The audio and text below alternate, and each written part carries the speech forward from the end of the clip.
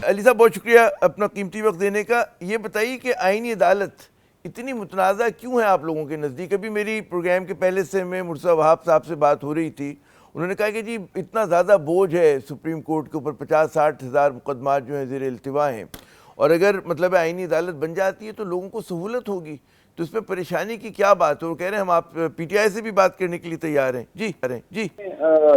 बड़ी अच्छी बात है अगर वो कौम को मदद करना चाहते हैं, फायदा करना चाहते हैं और जो लोड है, डिलेज हैं, उसको कम करना चाहते हैं। अगर ये नीयत है तो फिर बैठे हमारे साथ, नीचे से शुरू करते हैं। पहले हम जो सिविल कोर्ट्स और डिस्ट्रिक्ट कोर्ट्स हैं जहाँ लाखों मुकदमे इस वक्त पेंडिंग है, डिले वहां से शुरू होता है। पहले वहां रिफॉर्म करते हैं, पैकेजेस वहां नए कोर्ट्स बनाते हैं, अदालतों को फैसिलिटी देते हैं, फिर हाईकोर्ट तक पहुंचते हैं। वहां भी चारों हाईकोर्ट्स में लाखों केसेस पेंडिंग है। उधर बल्कि कई जगह पे लाहौर हाईकोर्ट में तो जो जजेस हैं वो उनकी सीटें खाली हैं, पहले वो भरते हैं और फिर उसके बाद हम सुप्रीम कोर्ट तक भी आ जाएंगे, फिर कॉन्स्टिट्यूशनल कोर्ट की भी बात कर लेंगे। लेकिन ये एकदम सिर्फ कहना कि ऊपर से ही हम शुरू करें तो ये तो बात ही बनती है। अच्छा, लग ये रहा है कि मौलाना फजल रहमान साहब एक तरफ पीटीआई से बात कर रहे हैं, दूसरी तरफ उन्होंने पीपल्स पार्टी के साथ भी इंगेज हैं, हुकूमत के साथ भी हैं, तो क्या हम समझें कि इनडायरेक्टली आप लोगों से भी बात हो रही है? क्योंकि मौलाना अगर एक फुलक्रम पॉइंट का किरदार अदा कर रहे हैं। जी जी देखिए, मौलाना साहब की बिल्कुल बात हो रही है और हम मुशावरत कर रहे हैं उनके साथ, लेकिन उसमें किसी किस्म के आईनी पैकेज की बात नहीं हो रही। अगर वो इससे बात जरूर सुनने में आ रही है कि शायद मौलाना साहब भी कुछ सप्ताह एक डॉक्यूमेंट तैयार करेंगे कॉन्स्टिट्यूशन पैकेज का, लेकिन उन्होंने जो हुकूमत का डॉक्यूमेंट था उसको तो मुस्तरद कर दिया है।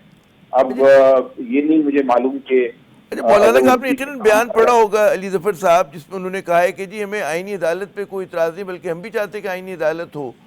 तो कई सियासी जमातों को, क्योंकि एक बड़ी बुनियाद की तदाद की वजह तो आईनी अदालत नज़र आ रही है ना, तो उसमें आपको नहीं लगता कि मौलाना की कुछ हमदर्दियाँ हैं कि जी आईनी अदालत बन जाती है, उन्हें इतराज़ ये कि जी काजी फायद ईसा ना हो, या अगर फ़र्ज़ करें किसी को है जी, और उस पर तो पीपल्स जी पार्टी हो कह रही है कि सकता है नहीं होंगे, वो उनका टाइम पे उनका रिटायर पता हो नहीं रहे हैं। क्या, उनका कॉन्सेप्ट क्या है या आइडिया क्या है, लेकिन इतना मुझे जरूर है कि उनको तहफ़्फ़ुज़ात थे आईनी अदालत पे, और ये स्पेशली ये तहफ़्फ़ुज़ था उनको कि ये कैसे हो सकता है कि प्राइम मिनिस्टर की मर्जी से अपॉइंट हों आईनी अदालत के जजेस। उनका ख्याल था कि अगर उनको भी अपॉइंट होना है तो फिर उसी तरीके से होना चाहिए जिस तरह सुप्रीम कोर्ट या हाई कोर्ट के जजेस होते हैं।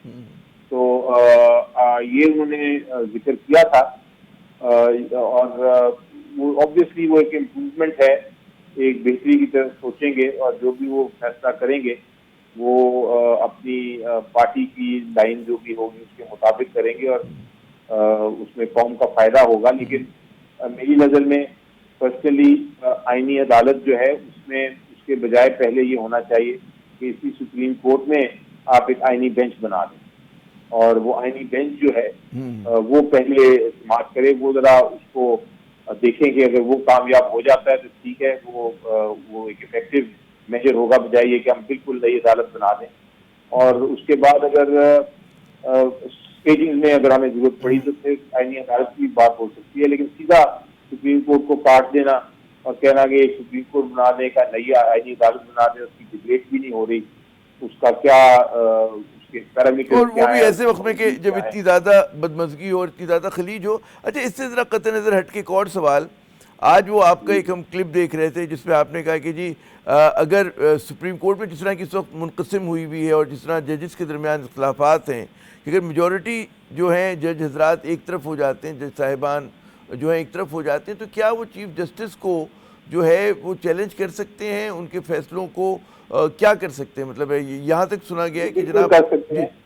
मैंने आज उसका जिक्र किया था, मैंने जी कहा था कि आप दोबारा अपनी इंस्टीट्यूशन को बचाएं और बचाने के लिए आप काइंडली ये अपनी जो एडमिनिस्ट्रेटिव साइड पे है 18-17 जजेस बैठे और पूरा सुप्रीम कोर्ट बैठे और बैठ के फैसले करें कि क्या होना चाहिए इस किस्म की सिचुएशन में, और रूल्स को अमेंड करें और इस सारे मामले को हल करें। और फिर आगे चलें। आपको क्या जल्दी है कि ये रिव्यू ही सुनना है आपने, और सारे रूल्स जो हैं उनकी धज्जियां उड़े, और जो जितने प्रिंसिपल्स हैं कानून के उनको आपने एक तरफ खत्म कर देना है और नई जूरिस्प्रूडेंस आपने डेवलप करनी है। तो ये सारी चीजें मैंने उनको इंतजार तो की थी, और उस पर 2 जज साहिबान ने चीफ जस्टिस साहब को मेरे सामने कहा था कि आप हम रिक्वेस्ट करते हैं चीफ जस्टिस साहब कि आप ये एक कॉल कर लें, एक फुल कोर्ट। अच्छा, तो हो फुल सकता कोर्ट है सिर्फ कि क्या उसके चीफ काम, जस्टिस बुला सकते हैं या और जजेस भी, अगर मतलब मेजोरिटी चाहे तो वो भी फुल कोर्ट बुला सकती है? ये हमारी तारीख में प्रेसिडेंट है जहां कोई और जज साहिबान भी, मेजोरिटी जज साहिबान बैठ के बुला सकते हैं।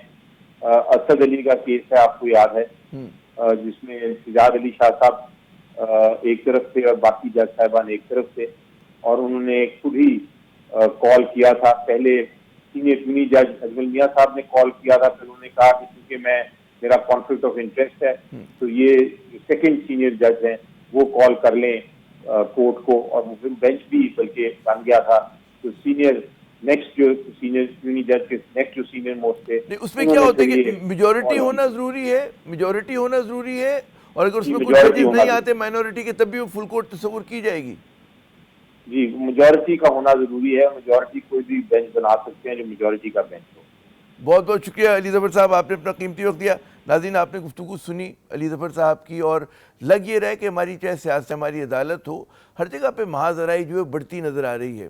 और जो साहिबान इख्तियार हैं, जिनके पास मतलब इख्तियार भी है और जिनके पास ताकत भी है, वो कोई बीच की राह निकालने से भी तक कासिर हैं। पूरी कौम मुंतज़िर है कि कोई बीच की राह निकले और पाकिस्तान की सियासत में इत्तेदाल आए।